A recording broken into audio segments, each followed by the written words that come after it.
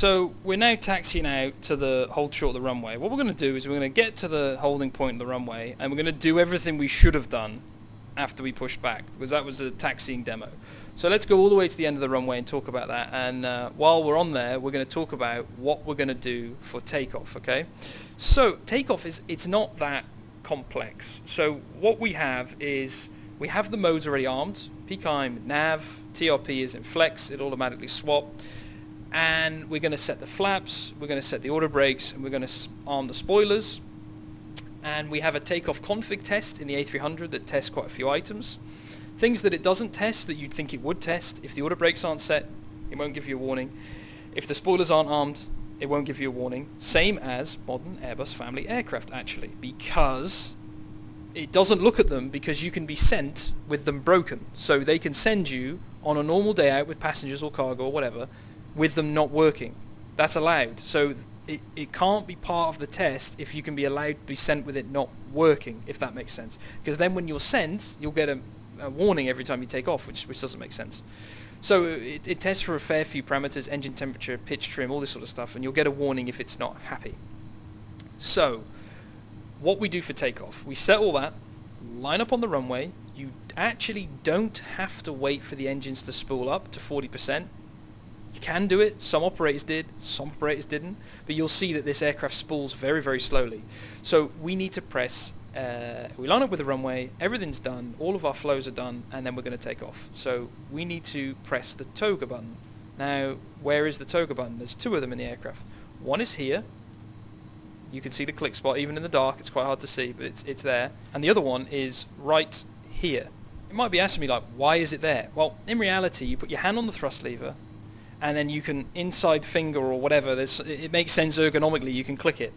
In this situation, if we put the click spot where the actual button was, you'd be engaging the reverse thrust or touching the click spot for the drag for the thrust lever. So we put this one up here, which obviously isn't realistic but is sim friendly. It's a little screw head, a little bit of a throwback.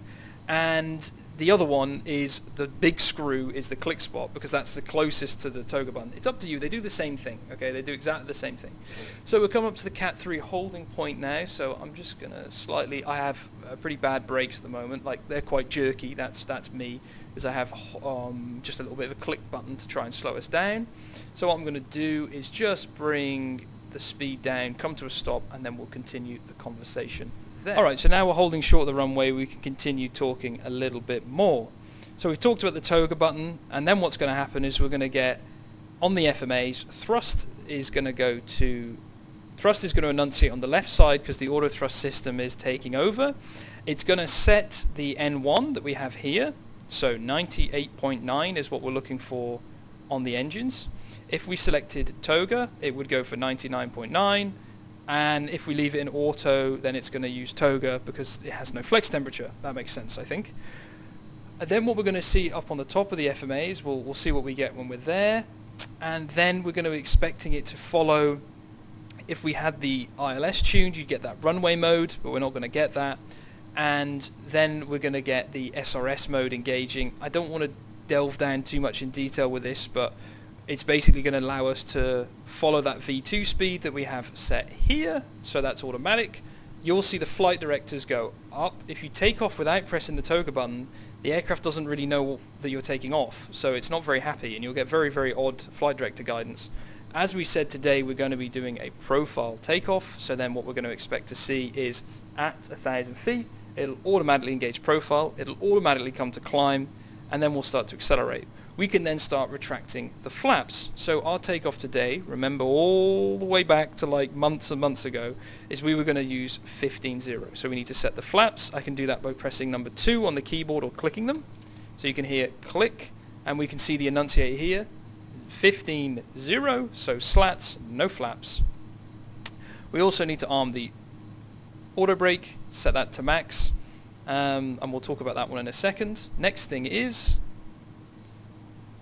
we need to arm the spoilers. We can drag this up, or by pressing 3 and 4. 3 arms it, 4 disarms it. These are standard X-plane things. If you've not rebound them, they should automatically work.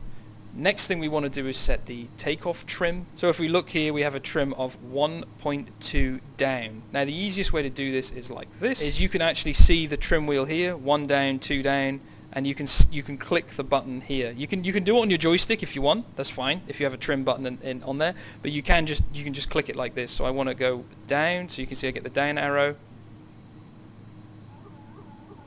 And I did that on purpose so you can hear the wooler. So let's go to 1.2. It's not the most precise thing in the world. 1.2. This is how you set it in reality. You're not going 1.19. No, that's not good enough. It's like 1.2, close enough. That's how it works. So that's set. Now you can't arm the auto brakes unless the engines are running. Obviously you need the hydraulic pressure. Here's a bit of a quirk that's built into the A300 that we modeled from the FCOM. So if I turn off the anti-skid brake and anti-skid, can you see how the auto brakes stay on?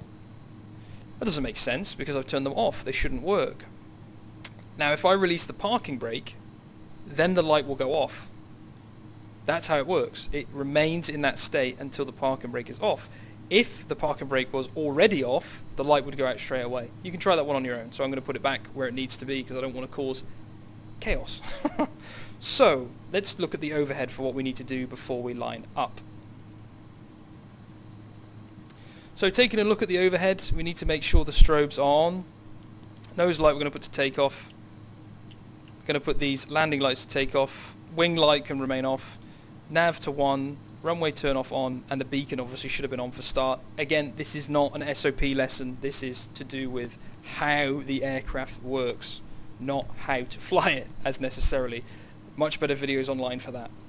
So there the lights on. You don't need to turn the packs off. I mean, you can if you want to, but you don't need to. We'll put this to continuous because some of the PW I believe is more picky on that one, that it needs it. So we'll put that there now.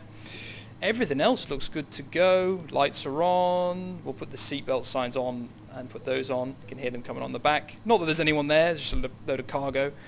And I think we're good to go. That's it really. There's not a massive amount to do on after start, but we can take a look at the EFB. So just as a reminder, checklist is always available. So we should have run through all of these. We could look at the before takeoff, but we've covered most of the items. You'd obviously do a flight control check, slats, performance, takeoff config. We'll check that in a second. Transponder, cabin, TCAS, packs, ignition, anti-ice, and that all makes sense really. That's what we've gone through. So remember, this is always available at all times. In the EFB you can zoom in like this and just follow it through, which is quite nice to have. Coming down here, I've just made sure I've turned the weather radar onto system 1. I've tilted the gain up and I've put it into turbulence weather mode. You don't have to put it on map mode, my bad last time. Map mode is for ground returns, but it will give you a weather image return. And I just leave the gain in auto. I've turned this to TARA so it will work correctly, which is nice, and that's all set down below. Okay, let's talk a bit about the takeoff config test. So I'm going to run the takeoff config test now. So it says takeoff config test normal. Makes sense, right? So there's no issues there. Now, what happens if I told you about the auto brakes? So I turn the auto brakes off. No issues, right? Because it's not looking for the brake setting. It's not looking for the spoilers, but it definitely is looking for the flaps. So if I put them here, aha, trick, it still says takeoff normal. That's because it's not looking for what we set. We did 15.0, remember? It's looking for if it's in the takeoff range. So if I now go another setting, this is still a valid takeoff setting. So if I do it, there is no problem. Okay, so now this is not a valid takeoff. So let's have a look.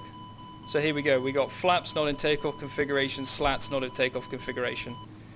Which makes sense because the slats and the flaps are not in the correct position for takeoff. So if we set them back up again to where we need them, there, we'll let them reset and it should be fine. There are multiple other things like oil temperature. One of the things you wouldn't think of is the engine, the probe heat. It's very important, obviously. That will give you a warning for takeoff. Now, if you don't do the test now and just test Toga, when the N1 gets above a certain value, you will also get the warning itself. So you don't necessarily have to remember to press it. You should, obviously, but if you forget, when the thrust comes up, it will give you the warning if there's one of these major values out of play. Okay, just before we take off, let's talk about a few cool things. So if you increase the N1, remember I was talking about the pressurization system. See, not a lot happens, right? But how the system works is when you get above, I think it's about 50 or 60%. Yeah, there we go, 50%. Can you see how the outflow valves start to close? The vertical speed of the cabin is coming down at 500 feet per minute. Now what it will do is it will do this down to a delta PSI target of 0.21. And then once it reaches 0.21, it will hold that target. So it doesn't know that we're taking off. It's not linked to the takeoff phase. It's linked to just a simple thrust value, which is different from modern family Airbus aircraft. So let's wait for it to do that. So we can see the cabin altitude is actually going to go negative, basically. It's basically already pressurizing the cabin a little bit, ready for takeoff. So 0.2, it's going to reach 0.21 in a moment, and then it will basically, you'll see the cabin vertical speed dramatically drop, and then it will just hold that ready for takeoff. Obviously this would normally be happening on the takeoff roll, so it's not something you'd ever see, but I thought I'd show it now, and there you go. So we've reached 0.21, and the cabin vertical speed comes to 0, and the cabin alt remains at negative 100. So yeah, basically it. Now if I bring this back to idle, you can see how the system goes, oh, let's return back to a normal state. It jumped because the outflow valves opened very, very quickly there. That's where it actually hurt your ears. This is a weird system, but you'd obviously never sit there with 50 or 60% N1 and then bring it back unless you were doing ice shedding. I actually don't know the procedure for that. I imagine there's something they do to stop that sort of spike to the cabin. But anyway, an interesting system. Thought I'd show it just before we take off. Right, let me get my joystick ready. I mean, yoke, slip of the tongue there. Right, let's release the parking brake is off, landing lights are extended, we've got continuous array light on, no smoking on, seatbelts are on. I mean, and by the way, this jittering is just from the null zone in my joystick. So, like I said, let's just calmly line up. And we can see the weather radar's on, we've got a tilt shown here.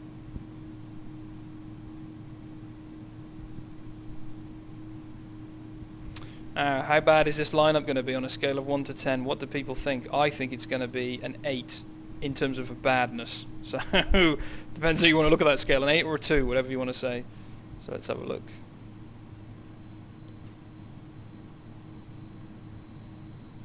Just going to turn my head now.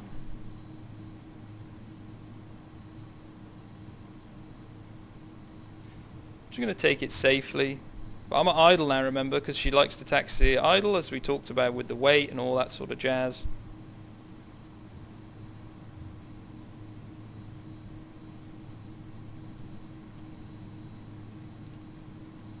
Well, I mean, it could have been better. You can see the braking's a bit violent, because just like I said at the moment, I'm holding it on a hold brakes regular on a push button, just to make it simpler for this recording.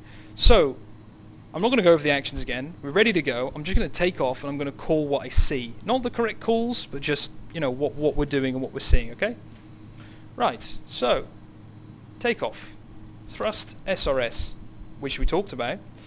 I'm going to hold half stick forward till we get to 80 knots. Same as a 320, weirdly. Thrust very, very slowly comes up. I decided not to stabilize it, which is fine. And this is where, remember, that cabin is now doing its sort of pressurization itself, cycle, whatever you want to call it. Thrust still coming up slowly. And there we go, nicely set. A little bit jiggly on the moment for me there.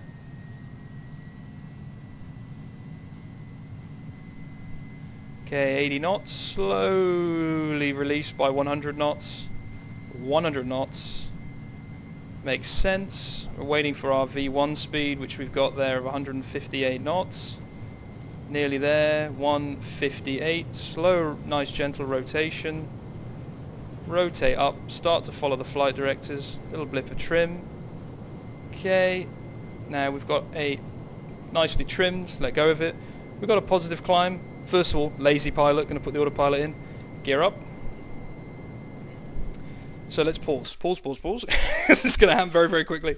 So as you can see, rotation is quite quick, okay? It's a pull, and you have to progressively pull. So another thing that we've done is, do you remember on the product page, we have the custom aerodynamic stuff for landing. So we have custom ground effect. Now that works in reverse as well. We have custom rotation physics, if you want to call it that, where at 10 degrees, roughly, that you have to pull again to get the tail out of ground effect. Not going to go through that now, kind of complicated, but at 10 degrees it's going to pause, pull, and I see a lot of people rotating. It comes off the ground, they release back pressure and the nose drops, and then you're going to speed up very, very quickly. You can see I did a reasonably sharp rotation, and I'm still at 188 knots. That's quite fast. That's quite fast. That's quite a lot over my V2 speed. So why are the flight directors not asking me to go higher? Well, they can't command above 17.5 degrees, which is what they're doing right now. They want to go way up there, like 20, 30 degrees to bleed the speed off, but it's not safe. So they're not allowed to command higher than they currently are. It is exactly the same in the 320, actually. So it will just hold this speed because it's going, it's more than V2, whatever, I'm happy. I put the autopilot in quite quickly because what's going to happen is you saw nav is now in green, so it engaged itself. SRS is the active mode because it's maintaining the V2 speed. Thrust is in green because it's takeoff thrust. Remember 98.9, 98.9, 98.9, whoops, 98.9. Gears going up. And remember we said at 1,000 feet, the aircraft will automatically engage profile. So P climb will come into this column and we will get P thrust and P climb. That's about to happen. That's why I paused it, because we use profile for takeoff. If we were doing that normal takeoff, this is where we would go. Level change, climb thrust if we wanted to reduce the thrust now. But watch, this will do it automatically. Okay? So let's watch it. I've talked about it, let's watch it. Okay, so here we come up to 1,000 feet. Sorry, it's slightly higher in the EFB, so once we get up to that 1,500 foot value, P thrust, P climb, pause. So it's not 1,000 feet, I have it set at 1,500 on the FMS. My mistake. You can actually literally see it written down here, 1305, so my mistake, but the point still stands, okay? The P thrust, P climb engaged when it has the number that's on here, see? Now we have got nav still in there. 250 knots has become the active speed because it's pulled it from the FMS, because it's got 250, that's what I want. It's blanked the speed out with a dash dash dash because now the aircraft is taking control of the speed, just like the 320. It works the same way, managed speed, kind of. They don't call it managed speed, but whatever, we'll gloss over that. And now the aircraft's on its way. Climb thrust has automatically engaged, see? So now the thrust is going to come back and it's going to follow the departure automatically. Pretty advanced for 1982. I pressed the toga button, I rotated the aircraft, I put the autopilot in quite low, you can put it in at 100 feet, well 101 foot if you want to be pedantic, and it's flying the departure itself. It's pretty good. So I'm going to unpause and we'll watch what's going to happen. So now the nose is coming down, you can hear the thrust coming back, slowly. Gear is up, we can now set the gear to neutral, you can click it or press G on your keyboard. So now we're going to come above S speed. S speed is the lowest speed we can fly with slats, S slats, right? So we're above that speed now, we can retract them. So let's put them up. I'm using the numpad 1, you hear them come up. So now you can see the slats starting to come away. S speed is coming there, VLS increases, and green dot is now our lowest speed we can fly, which is minimum clean speed. You're not going to get those nice little brown, like VFE next things. You have to look here. So let me zoom in for a second. So we've paused. Here is where you can see the speeds. So if you want to put the flaps back out, 250, 215, 205, 175. I think we went through this a while ago, but it's worth pointing out that these are the limits, okay? 250, 215, 205, 175. It's published here. It's not on the speed tape. Don't look for it there. That's where you go. Alright, so now we're climbing away. We're all hunky-dory, okay? And we've been cleared up to 21,000 feet. So let's set standard. You can just click standard.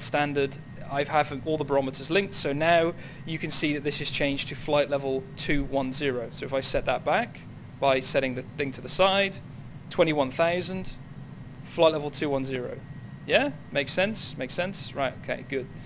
So we're tracking now. We have got no discrepancy, which is good. So we're on our route, and you can hear the really, really nice sounds of us climbing away.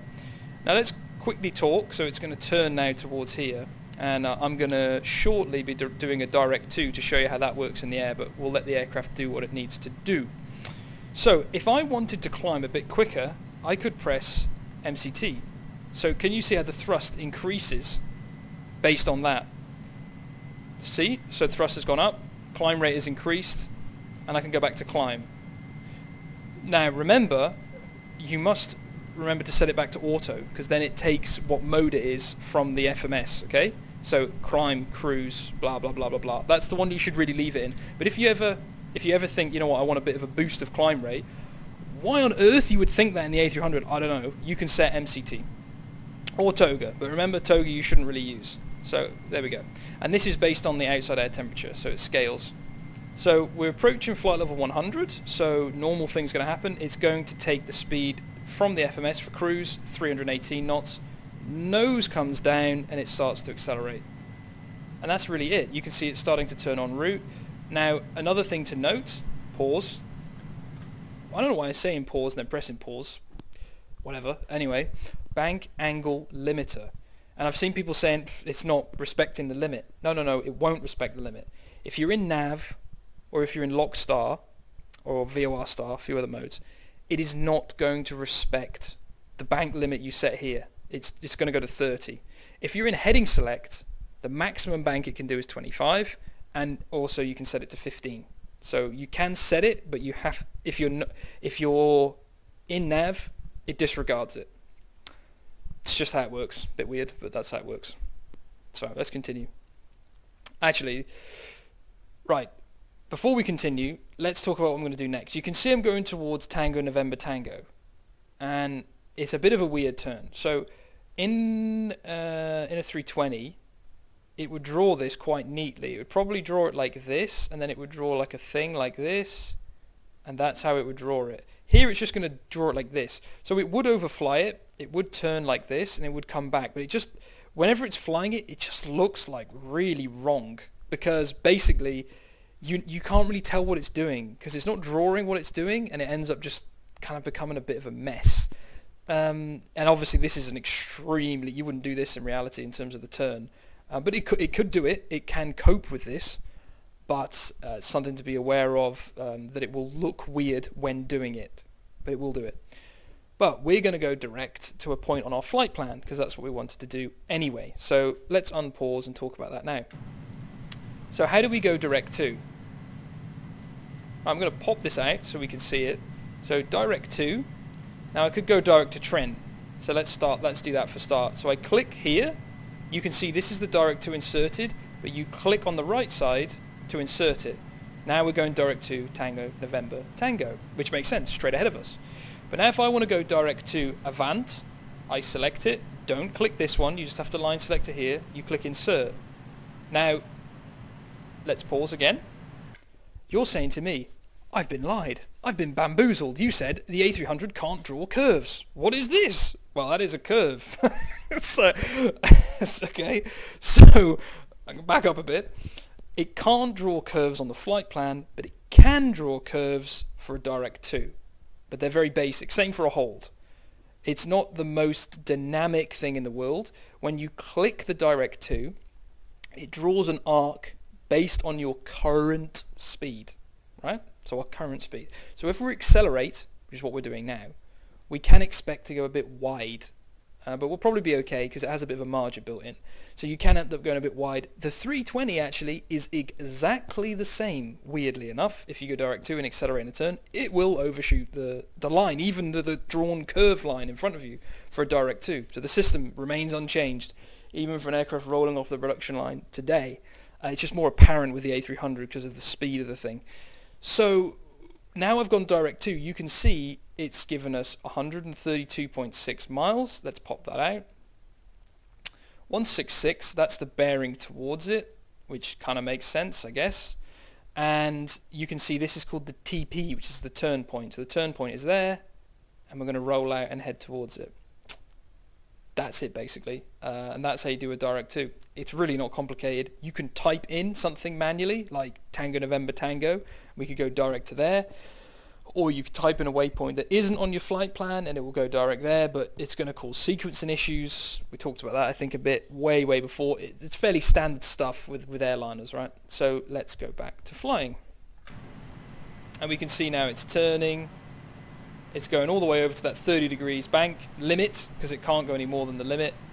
Because it's accelerating the turn, it's slightly overshooting it, 0.1, but I think the radius of the turn is shallow enough that it can, yeah, it's starting to debank now, and it will make it. So let's close that down, and let's close that down.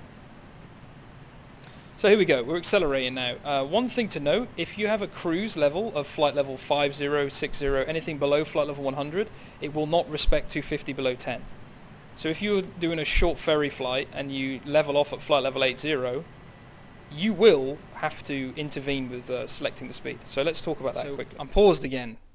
And what I'm going to do is I'm going to reduce the vertical speed to like 400, 500 feet per minute, slowly, gently. Everything's gentle in the A300.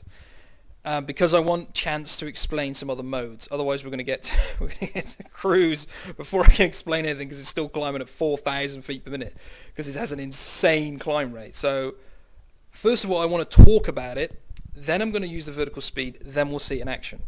Now we're going to talk about those tact mode pages. They're not often used, but they're quite useful. So if I am in P thrust, P climb, nav, basically the FMS is controlling the speed. I think that's fairly obvious, right? Now if I want to change the speed, you would think, well, I just pull the speed knob. Yes, you can do that. So if you see when you get the down arrow like this, see the down arrow? That, no, hand, no, down arrow, yes, all of this down arrowness, I will pull the speed, and I will get, I don't know, what was that, 318 knots, and it's going to revert the mode, because you cannot have profile and a selected speed. You can in all other Airbuses, you can't in the A300. I believe it's to do with the limited processing power that the aircraft had, because every time you can move the speed, it has to recalculate the VNAV, because you're using a different speed. And it just doesn't have the computing power to do that in real time. So for a safety feature, they just went, well, if you're going to select the speed, it's going to go, in this case, it would revert to level change. Okay? Or vertical speed, whatever, depending on where you're going. Nav will stay engaged, don't worry about that, but profile will disengage.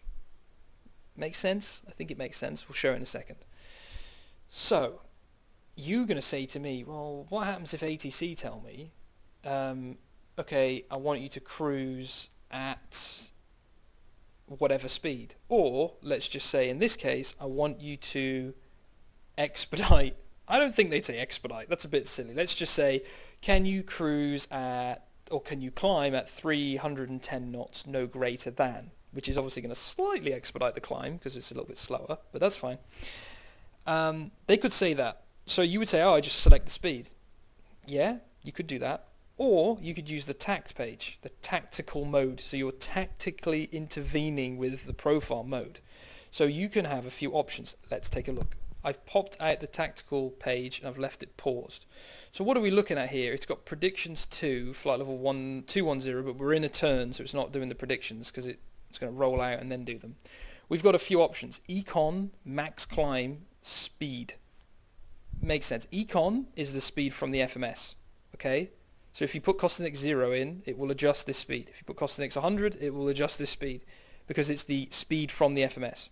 Maximum climb speed is like the expedite button in the 320. It will target green dot speed, and we will climb like you wouldn't believe. We will climb unbelievably fast, but it's useful if you want to, expedite the climb. I don't know why you'd want to, but anyway. Speed. Now this is the interesting one. So remember I was saying that you can't change the speed, but you can. You could type in 310 here and execute. So let's try that. So 310 speed and then ask for it. So now see how the speed has changed on here and it's pitching slowly to match that speed. So now it gives us the predictions. So if I go maximum climb, see how it's going for green dot speed, econ, it goes back to there. So now if I want to clear this speed, you have to type something else. So we can go 325 like that, see, and now it's going to go for 325. Makes sense? I think it makes sense, okay, right? It's basically the way to intervene with the FMS without going selected speed. But What happens if we do select the speed? Click. So now it's gone into level change, so speed is shown up here, thrust is in blue, and we can just manually select the speed like this, but we're not got profile mode anymore. We've got this little banana thing here. But now if we just want, we're done with it all, we put it back to profile, quick pause. The issue we have here is you must remember to click back on econ. If you don't, it's going to do what you say. Now, this isn't offending people that fly this plane, because I do the same thing, all pilots do the same thing, and this is a common phrase when it comes to coding. It's the same thing with the autopilot. Garbage in, garbage out. You give it a garbage input, it's going to give you a garbage output. If you tell, I want 325 knots, and you're sitting there going, what? You go, why did it just blow through the 250 below 10? This plane's rubbish. Well, you told it to. That's why it did it. You told it to do that, and it went, sure, why not? There's not as many protections here. It's not going to warn you. It's not going to give you a nice little message. It just goes, oh, you want 325 knots till 2,000 feet? There you go. Yeah, you've got it. You've got it, boss. It's going to do what you say. Garbage in, garbage out. You give it a garbage input, it's going to do some dumb stuff. So remember, you must, if you want to use the proper FMS speeds, econ. Otherwise, it's not going to go back to the speed profile, okay? So we're climbing now. We're shortly going to level off, and what we're going to see change on here is it's going to go from P thrust, P climb. We're not going to get alt star. We're not going to get alt blue. It's just going to start to level off, and then we're going to get P out once it's leveled. So when the FMS is in its sort of profile mode, it doesn't really show you when it's starting to capture. But you can tell it's just about to start to do it now because the vertical speed is bleeding off a little bit. Now this is probably going to trigger people based on what I went on the other video, but it does capture the altitude too well in profile. Okay, it can overshoot the altitude when you're in profile by about 700 to 900 feet in the real aircraft. In this one, we made it so it did overshoot, but then we had so many people not understanding the modes and not understanding what was going on that it became very difficult. And also, it wasn't a consistent thing. If the FCOM told us, oh, it always overshoots by this much, fine. But it was never a consistent figure. It overshoots sometimes. Well, what are the conditions for that? And then you can't ask a line pilot to say, oh, do you mind just busting your altitude by 1,000 feet and telling me why? So it levels off, you saw quite well. It will sometimes bust it by about 100 to 200 feet if you really have a rapid climb rate. We didn't there because we had... So try and use vertical speed before you level off. And can you see the speeds come back? Because now it's in the Econ Cruise. And the Econ Cruise, we have max endurance, so cost index 0, green dot speed, sorry, not cost index 0, it's a green dot speed, or a speed that I type in. Now I can type in a Mach if I want, so 0.62, and you type it in and click it, same sort of thing. Yeah, but just remember, if you've typed in a Mach, then you need to press the IS transfer to come back to a speed. But yeah, that's basically it. We're in the cruise now. We're getting somewhere. Crazy. Let's have a zoom out on here. All the way out. So, you can see we've got our top of descent arrow here. Let's get some airports on the go. Quite a few airports here. They are filtered based on a minimum runway length, which is what the real aircraft has, so you don't see all airports. That's why if there's all these general aviation airports, they're not shown, because it can't land there, so it's not shown. So let's zoom out. You can see like most of these are pretty larger airfields that fit into the category of what we need. So we can see our top of descent arrow is there. That is going to be a very tight turn. It's going to overshoot this and come back on itself. I'm going to let it do it to demonstrate it in the descent. Because if you go direct to a point where it's more than 90 degrees or more than 100 degrees, it will overfly it and it will come back like this. It's a safety feature. It's built into the A300. People have told us it's wrong. I know it looks wrong. It does. And I know it can cause problems, but that's what it does, basically, unfortunately. So yeah, a little bit of a tailwind. This is all working out, and let's take a look at some of the systems while we're in the cruise.